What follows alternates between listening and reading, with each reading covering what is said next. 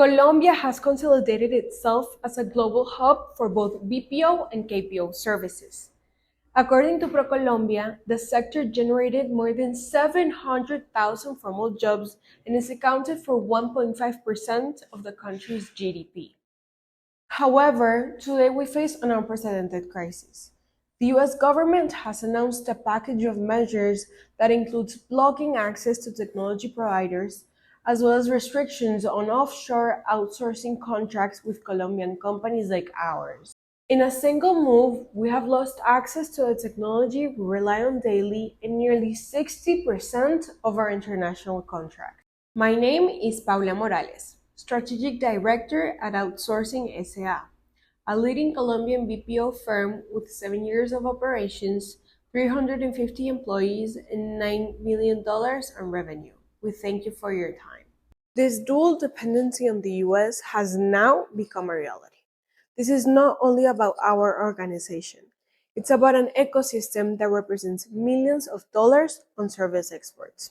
If we do not act quickly, our companies, employees, and international competitiveness will be at risk. As I said before, this situation not only affects our company, but the entire Colombian BPO and KPO sector. And only those who react strategically and decisively will survive this crisis. For this reason, I present to you our action plan, based on 3 key pillars. First is technological independence, because without the right technological backbone, winning new clients is meaningless, which is why our technological team will urgently begin negotiations with the French provider Reto. This transition will be executed within 1 week of approval to ensure minimal disruption for our clients.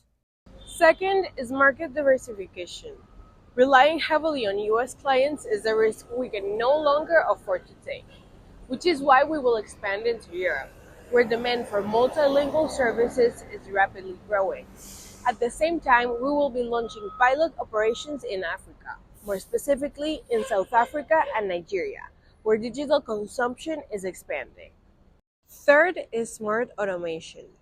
We will deploy artificial intelligence solutions that will automate first-level customer support tasks. This will lower costs, reduce response times, and free up resources to reinvest into upskilling our workforce, enhancing the value we deliver to our clients. Of course, these 3 pillars will only be effective if we acknowledge the competition we face. Giants like India, Poland, and the Philippines offer scale, lower costs, and strong brand positioning.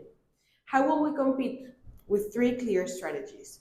First, value-added differentiation, in which rather than competing on volume, we will focus on high-value services such as fintech and cybersecurity.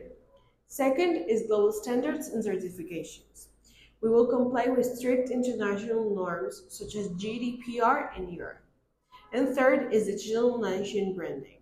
We will position Outsourcing SA as Latin America's hub for innovation and digital resilience, a trusted partner in times of global uncertainty.